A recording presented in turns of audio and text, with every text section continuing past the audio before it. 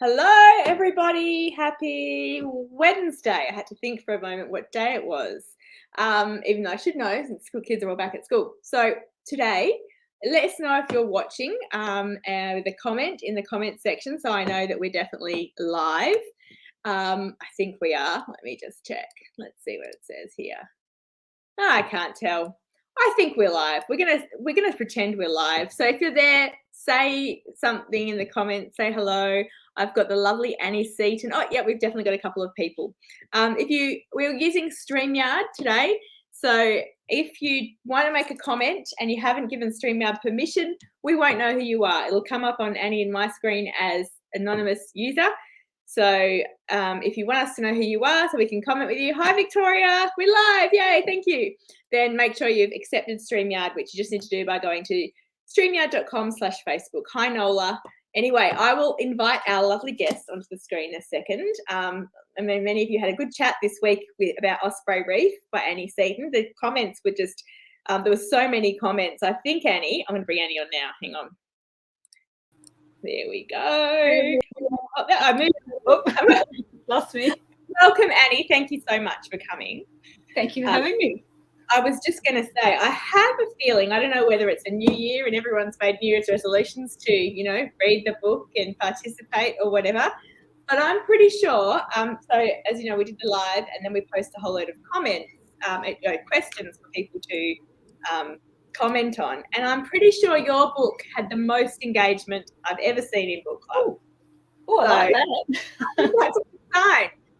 So yeah, thank you for coming. And thank you. Hello to everyone. I can see lots of familiar names. And some of you it just says Facebook user. So sorry, but hello to all of you as well. So we're going to get straight in to some questions for Annie. And I've got questions that people have posted in the group. But if you've got anything that you haven't yet asked and you would like to know, then just pop it in the chat and I will pop it up on the screen and we can ask Annie. So I'm going to start, before we get to the nitty-gritty questions, I just wanted to know, we're assuming, by the way, there may be spoilers in this chat for anyone watching who has not read Osprey Reef yet. If you're like me, you don't mind spoilers, then keep watching. But if you would prefer to read the book before, then come back and watch the video later once you've read the book.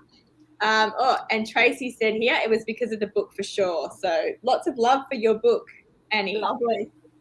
So I just want you to let us know maybe a little bit about your first seed of inspiration and where this story came from. The first seed of inspiration was formed on the actual boat that inspired the Lady Stella. Our nephew owns a boat called the Elizabeth E2, and it's a boat exactly the same as Lady Stella. I actually based everything in the Lady Stella on the Lizzie, as we call her. Have you put any photos on Facebook? I'm sure you have. There's photos on Facebook. You can actually go to the Elizabeth E2 Facebook page too. Okay. They run fishing charters, and I'd love to see how big it is. Yeah, it's brilliant. I've got photos of the saloon where Peter used to sit and do all his charts and his work, and I've got a photo of the wheelhouse where Matt used to put all those chocolate wrappers, and I actually got that inspiration from the way that our nephew left the wheelhouse with dirty really? and everything. And I think that's where the inspiration for the bowl of paper clips came from, and then that happened to just turn into treasure. So it's the way I work. I always usually work with a setting first. When I get inspiration from a book, it comes from a setting. And as everybody knows, you can probably see my Whitsunday Dawn and Undara behind me. Whitsunday Dawn was inspired by just being on the water of the Whitsunday Passage. So Osprey Reef came from the Whitsundays and the boat, and I thought, I'd like to put a bit of a story here together, and then it just all happens in my head. I can't explain the process. I think you and I are similar in our. I remember listening to you talk. I'm writing a book at the moment, and I have a murderer and a victim. I'm halfway through it. I'm into the suspense part, and I still don't know who the murderer is or who the victim is. I was actually going to ask, I'm glad you got onto that, because I was going to ask, there's a mystery and a little bit of crime in this story. There's a mystery and there's the crime separate, I guess, as well. Because you've got the mystery of the bowls, you've got the mystery of Lars, what happened to him, and then you have the crime of who is trying to sabotage Bethany. I had mind blank there. Who's trying to sabotage Bethany's business and her destroying things with her boat. So did you know? I mean, there was a few. I like this because there was a few different people that it could have been. A few red herrings. Yeah, and I'm like, it can't be Ronnie, the Ronnie guy, because he seems too obvious.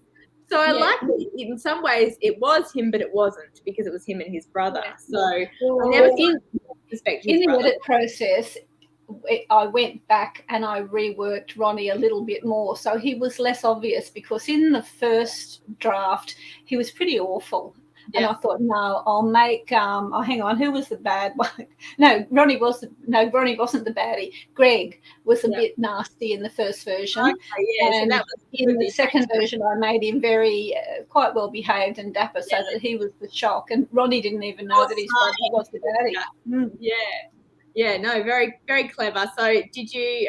Because there was a few other, like, I suspected Matt, actually, her, help on the boat, and I thought that would have been quite a big portrayal. A lot of people suspected the chef who was involved. So you did a really good job. So what stage did you know who was sabotaging her? Well, I was sort of thinking it might have been Aaron, because I was sort of thinking.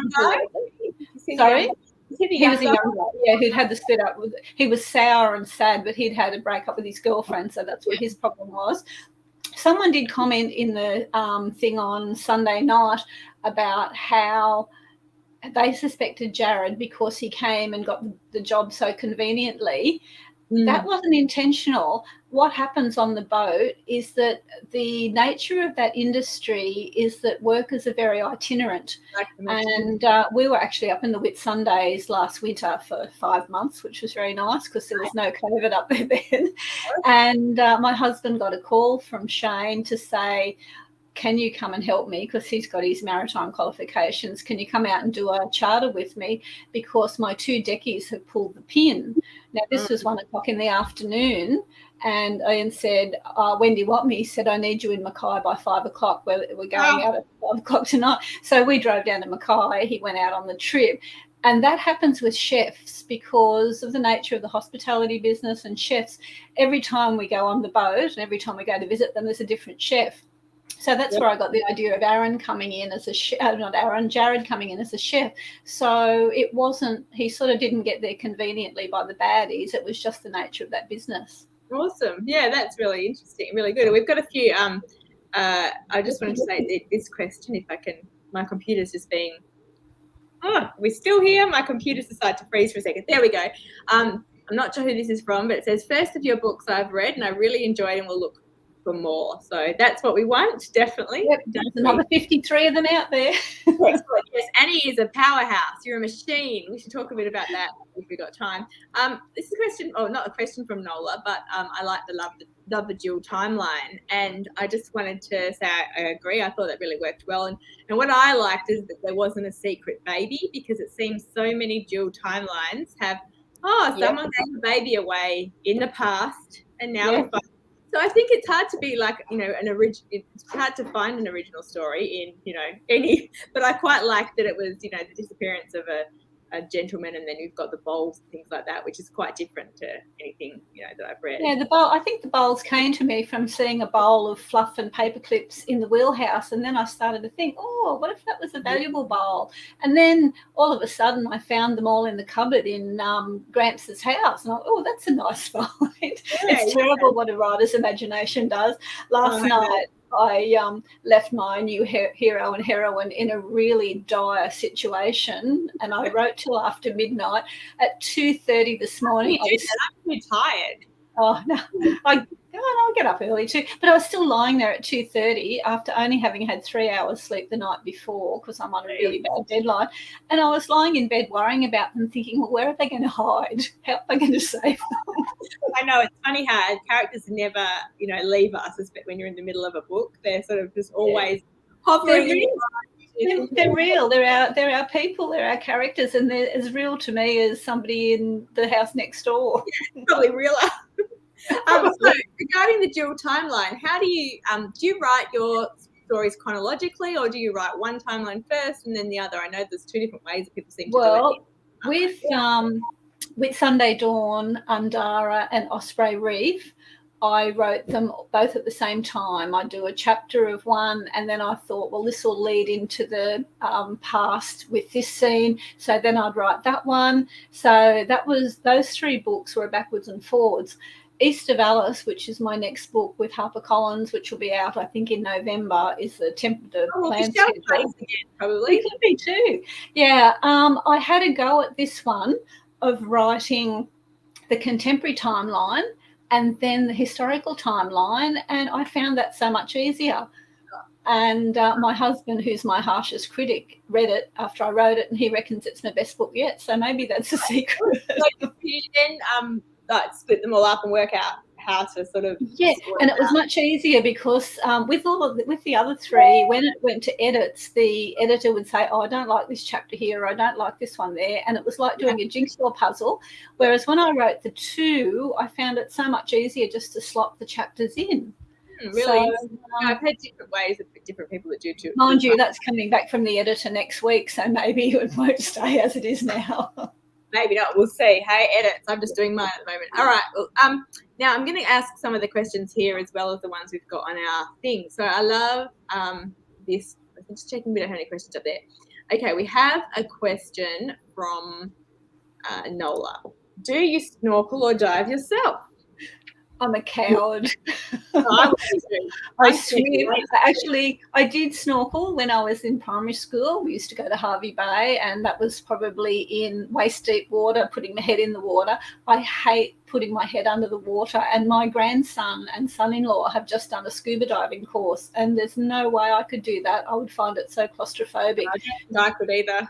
Yeah, so I love the water. We go down to the beach when the weather's nice. We walk down to the beach every day and have a swim for an hour and walk home. So I do love the water. I love the Whitsundays. I love being on the water, but no, not under the water for me. So I had to watch a lot of videos to get that scuba diving scene done. Well, it's lucky that we have the internet these days, isn't it? Now, this is interesting. So it's kind of related. Geraldine said, it sounds like you have a lot of inside knowledge. How much extra research did you have to do with this? Because there is, a bit of shipwrecks and stuff. I do more research than I do writing. Probably when I write my books, I'd say at least 70% of my time is spent researching. And the book that I'm writing at the moment, if the internet police were looking at my internet, I'd be arrested. What sort of gun do you need for this? And the best thing about the book I'm writing at the moment, it's set on the Larapinta Trail, and I found this fabulous site. It goes from Alice Springs out 220 kilometres west of Alice Springs, whereas my next book is east of Alice. And it's a walk that people do in segments. And I've found on the internet I can print out all of the segments and the map and then look up the vegetation and the birds, and it just makes it such a rich environment. So, to answer Geraldine's question, I do lots and lots of research, and having been a research librarian in a couple of previous careers at a university and teaching research skills to high school students, I find it very easy and satisfying to do that research. The skill sometimes then in that is actually working out what not to put in, isn't it? And not dumping too much stuff that you don't need just because you can go and read a whole book. When I wrote Whitsunday Dawn, I found a fabulous book called Fangs of the Sea that was written in 1930 something, and I actually had to buy a copy from England. It cost me $60 for the original 1930s book, but I got so much inside information from that about how they fished and what they did in that time.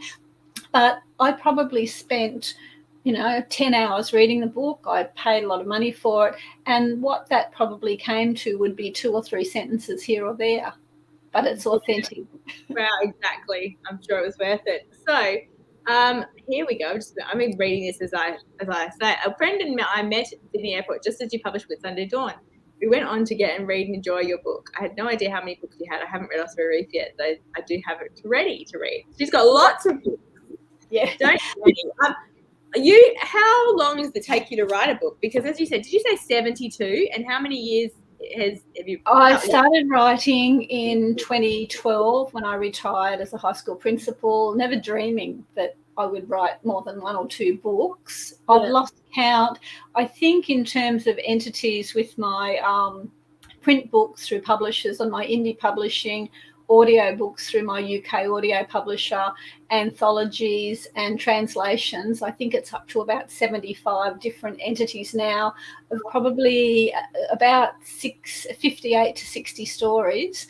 But in terms of... Have run out of ideas? No, I've got too many in there. I want to write more. But in terms of how long does it take me, the book that, for those of you that have read my books, I've got lots and lots of fans of my Porter Sisters series, and there was only 3, and then someone asked, couldn't there be a missing sister? So there was 4, and then someone said, can we have another one? So I decided to write the mum story, and that's what I'm writing at the moment. I gave myself 3 months to write it. So I was starting on the 1st of January, so December, January, February, to be published at the end of March.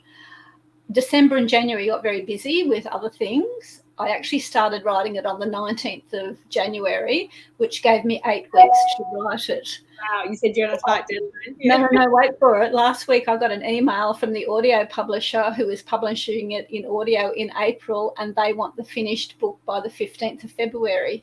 Oh dear, I'm sure you'll be able to do it. But... I've written 42,000 words in the last 10 days, and I've got another 35 to do in the next 8 days. Fabulously fresh and not like I feel like this. It's a suntan. That sounds good. All right, that's really interesting. Okay, we've got a question from Nola, which you kind of answered, but let's go quick. Are you a plotter or pantser, or as I heard yesterday, an architect or a gardener? So for anyone who doesn't know what we're talking about, just quickly let you know that a plotter in the writing world is someone who outlines their book from the beginning, knows, who the villain is, what's going to happen at each stage of the novel, may have got, chapter outlines as well, things like that.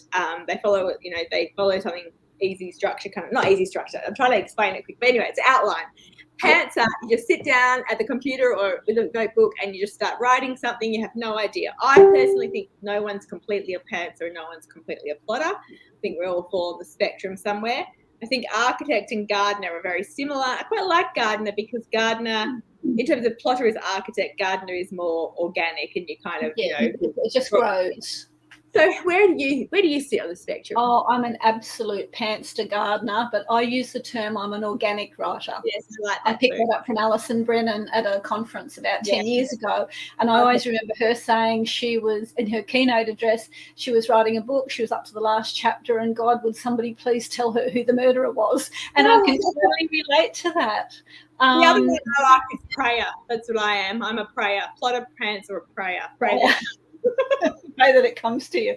Yeah. It does. And I also don't work with any props at all. I don't have any character worksheets or notes or anything. It's all just in my head all the time. And sometimes I'll be typing away and I'll think, what's his name? And I have to stop and think, who's in this book? And the worst part is, what colour eyes do they have? I have to go back what I've written and think, he's got brown eyes or red hair. About descriptions, so I often skim over description and stuff in books, but you've got to put a little bit in. But that's not my strength, definitely. I just like this comment from Tracy. I've been thinking about the sharks too much to have fun in the water. Yeah. This person says normally they don't enjoy dual timeline, however they enjoy it in Osprey Reef, so that's really good. That's a good question. Do any of your previous students make cameos in your books? Have you ever written about a student? I'll admit to a very nasty boss made an appearance in one of my books, and it was very cathartic for me. To anyone who knows more clues, it's the first book in my time travel series called Come Back to Me, and it was very, very, very satisfying. No names, dates, places, or anything the same, but I knew who it was. That's hilarious. I love that you've done time travel as well, because so that's another sort of complete, quite a different genre. In a way it is, but it's not, I suppose, because It's contemporary, but they do. Well, my first time travel only went back to 1971. Yeah. So it wasn't, but I love it. It's one of my favourite books. Come back to me. Yeah. This lovely lady or gentleman, I shouldn't assume, should I? They only heard you in December and have read 3 of your books so far and have a few on order. What is your anthology? Do you know what you got it? Oh, okay. My anthology is when I like my time travel series. Oh, not so much that. My Pentecost Island series was 10 books. And they're 10 books of about 40,000 words about 10 different girls who live on an island in the Whitsundays, and they've started a resort. So what I've done, I've got one here actually, is really big. Yeah, they're big. An anthology is 4 of the books bound into, yeah, you couldn't read in bed. No, and you couldn't read the whole 1 to 10. You'd be like, yeah, but it's a much cheaper way to buy them, because to buy the individual books, they're $20-something. To buy the 4, it's only $30. So for those of you who are looking for my books, I have got an online store, and all of my books are on there. So if you just go to Annie Seaton, SEATON.net, and along the top of my website, you'll see store. And you can see all my books there, the anthologies, the standalones. The publisher lets me put Osprey Reef and With Sunday Dawn and Undara, so pretty much everything is on there. Sounds good. I was going to say, anyone who does want to read the anthology and chooses Annie's, don't forget that there's an anthology out. We've got an RJ Book Club 2020 22 challenge, and one of the boxes is anthology. So if you read that, you can tick that off. I've got about 5 to pick from. Got a few more questions here. I'm going to go to them in a second, but I'm just going to go to ones from the group on Sunday in case anyone comes back and watches. Can't be here now. Have you thought about writing Harry's story? Harry was a lovely character. He was, but I think what would spoil it for people is that everybody who read Osprey Reef knows what happens to Harry. Yeah. So if you're reading a book about Harry, you're going to know what happens to him. Yeah, I've read that in, in some of the books people once. I am going to write a sequel to Osprey Reef, though. I'm going to set another book out at Osprey Reef, and I think I'll call it Osprey Gold. And it's going to be Gemma's story. Gemma, who is the research assistant, who in Osprey Reef ends up sort of with Aaron. Seemed a bit of a, don't know if we like her boyfriend, hey? He was the one early on in the place. Controlling, isn't he? Yeah. And, one of the funniest things that I ever had when it went to my agent at the time, Hayley Nash, when she read it, the first thing she came back to me was that, oh, you did that scene so well about the nasty boyfriend. She really, it's funny how different things in the book resonate with different age groups. Like my reading demographic is probably the majority is 60 plus. Yeah. I have got some young readers, but it's interesting what each age group takes away from the book. Yeah, very, very true. Nola says maybe a prequel. A prequel. Yeah, I could too. I could. Tracy's looking forward to Gemma's story. It's always the other person here. And I thought I could do Matt's story. Who else is in it? Room there. Reform Ronnie and, do their story. I'm going to get to your other question in a moment, Nola and Geraldine and anyone else who puts them, but let's just go here. So you've already talked about inspiration. Someone asked about that. Yeah. And do you have a favourite character from all the books you've written? Yes. Have I got it here? No, she's in the living room. Brianna, in my book that I've originally wrote for Entangle Publishing, was called Italian Affair. I got the rights back last year. I've reworked it and published it under a title called Marry in Haste. It's set in Armidale. It's set in some of Australia. It's set on an Italian island, and she is my favourite character. I reread that book every year and I laugh and I cry. And the lovely Amy Andrews did the cover quote, and she said, a love affair that will make you laugh, cry and sigh. So I kept the cover quote on. That's good. I love Brianna. That's cool. What makes you want to follow the lead you have regarding stories? Is the history of something that happened or similar, or is it just something that you dreamed of? Kind of thing. Oh, you mean in the historical section? Yes. The most personal thing to me in Osprey Reef. For those of you who read Stella, remember Stella? No, of course you remember Stella, but Stella's growing up in the town of Mount Perry, and her father having the billiard hall. And back to Geraldine's comment about research, my great-grandfather owned the billiard hall in Mount Perry in the early 1900s. So, of course, I didn't know him because, you know, my granddad died back in the 80s and he was in his 80s then. But I thought about it. I thought, where will Stella come from? Because I wanted to come from a quite innocent background and a lovely family background. So I wrote to the North Burnett Shire Council, and they were amazing. They put me in touch with the Historical Society. They sent me maps of the town in the 1930s. So when Stella and her dad and her brother walk down to the railway station when she leaves on that train trip to go to Rockhampton, every building that they pass and every part of the road they cross is authentic. It's not from my imagination. It's the actual town of the time.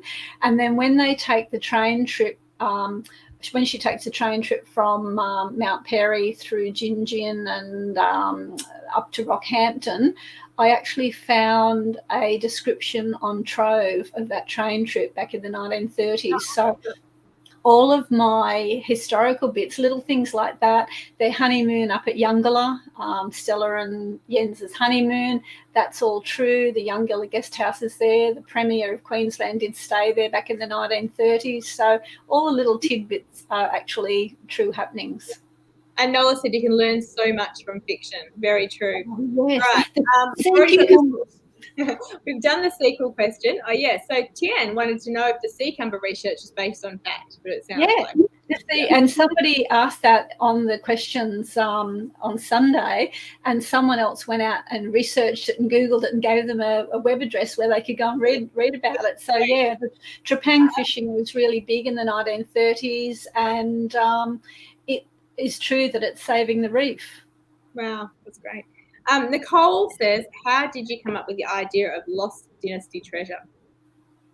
Of lost treasure. I think it was the bowl, the dirty bowl up in the wheelhouse that got the thinking. And then when I was reading that alternative history where they said that Admiral Zhang He's Chinese junks had been up the east coast in what was it, the 15th century, that's where I got the idea. Now, of course, if they did travel up there in that time, in the 1500s or 1600s, whenever it was, I've forgotten now, with the ocean over the years and with them being in wooden boats, there'd be absolutely nothing left. And I thought, well, what would be left? So we knew that they'd been there, and it would have been the China bowls. So that's where that idea came from. That's great. And the last question from the group the other day, and then I'll go back to the ones if there's any more here that are listening now. If you've got any questions, put them down now because we're almost out of time. So tuck them down if you've got any more, and I'll make sure I get to the ones if I've missed any. But Kel said in the group, what was your theory? And a lot of people are interested in this, in why Lars never told anyone about the logbooks of bowls and whether he knew the bowls were valuable. Okay. Now, when you think back to the book, Lars was born after his father went missing. His father, Jens, was Danish, and that was his first language. And everyone said, oh, but, you know, Lars would have spoken Danish. He wouldn't have spoken Danish because his father had gone. He never knew his father. And Stella was Australian. He grew up in Mackay.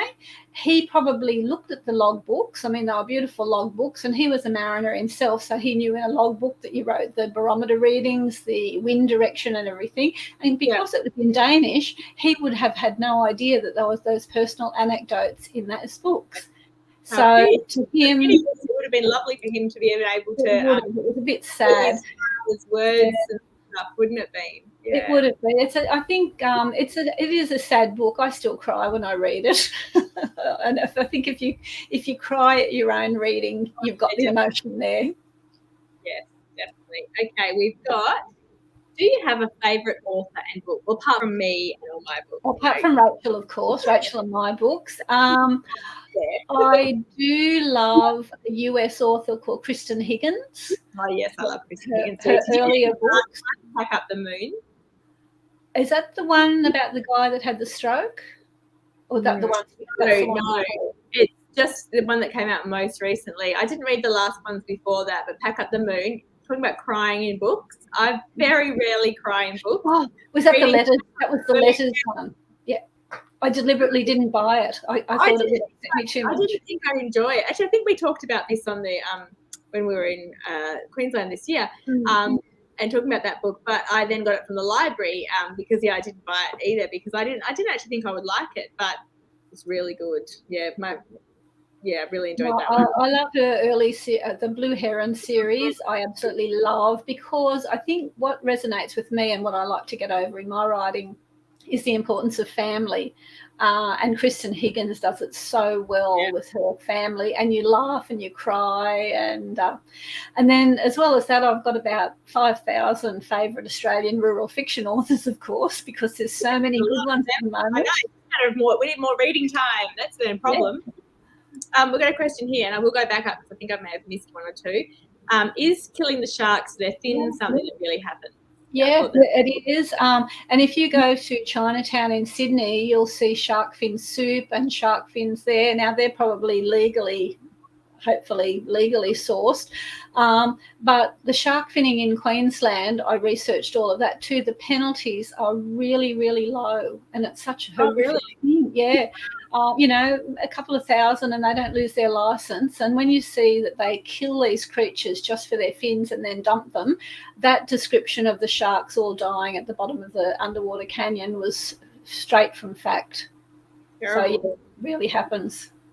All right, we've got an interesting question here. Anyone who's writing or curious about writing, Nola said, have you gone the self-publishing path and then come the conventional publishing for convenience? So you do a bit of both. You're what we call in the business a hybrid author. Author, yeah. Partly self-published, partly traditionally published. Yeah.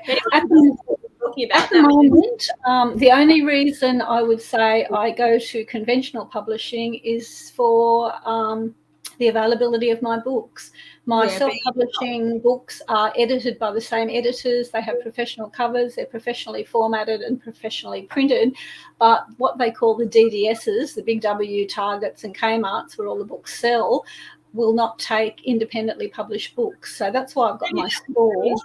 Although there's so many, isn't there? It would be hard to go through all the independent published books. Oh, that's right, yeah. And again, there's a lot that aren't quality, but there are quality books.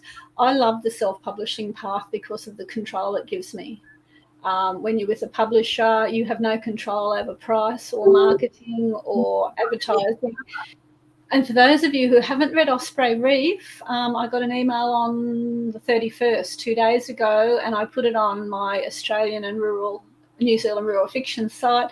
They have, in their wisdom, dropped Osprey Reef to $3.99 for 4 weeks. It's only been out 3 months, and it was selling beautifully at full price. So I don't have any control over that, whereas with my self-publishing path, I'm the publisher. And I'm at the post office every day with my store because so many people have now picked up my books that way. It's wonderful. And, down the track, I may just stay with my self-publishing path. So we'll see what happens. And I think probably one of the things that COVID has done is a lot of people are getting more used to buying books online, whether they're traditionally published or, and I'm not saying that's, I do love bookshops. So we don't want to see bookshops die. I mean, hopefully, though, maybe some bookshops, because the smaller bookshops can take independently. Oh, they do. All of my local bookstores and other bookstores around Australia stock my Porter Sisters. What else? I've got pre-orders already from bookstores for Larapinta that's coming out in March because people go in and ask for them. So if you go into your local bookstores and ask for them, they're all published and distributed by Ingram Spark in Melbourne, and the bookstores can buy direct from them. They don't have to come to me. They get them from, I suppose, a pseudo publisher that produces them. Well, we've got 2 more quick questions, and then I've got to go because I'm making butter chicken and it takes me forever. Okay, so I don't know who this is, but they say, do you love visiting libraries? Oh, do I love visiting libraries? You haven't read my biography. My inspiration to become an author, came in a library when I was 4 years old. when I left high school, when I was 18, my first job was in the University of Newcastle Library, and I worked there for 15 years as a research librarian. I have got a library degree. I then worked in public libraries and medical libraries, and then I retrained as a teacher, and I was a school librarian for 4 years. So, yes, does that answer? I love libraries. I could live in a library. I love libraries too. I've worked in one as well, and only for a small amount of time when we were living in the country, but loved it. Best job ever. Yeah, I agree. What other areas of Australia would you like to write about, Geraldine would like to know? Oh, okay. Well, I've done 3 in the Northern Territory, 1 in the Kimberleys, 2 in the Whitsundays, 1 How do you remember? How do you remember?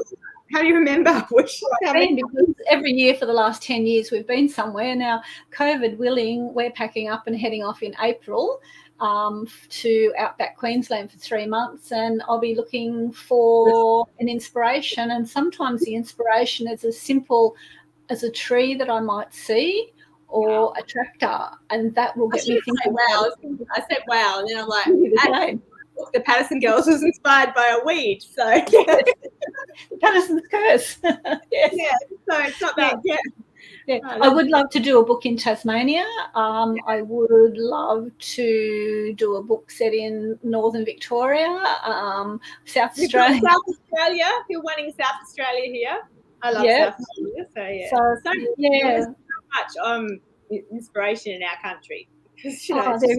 There is. And I'm proud to say, out of all of my 53 books, or 55 or whatever it is now, the only books that I've written where I haven't been there was a little witchy book that I said in Connecticut in America, and it just came to me one night in a dream.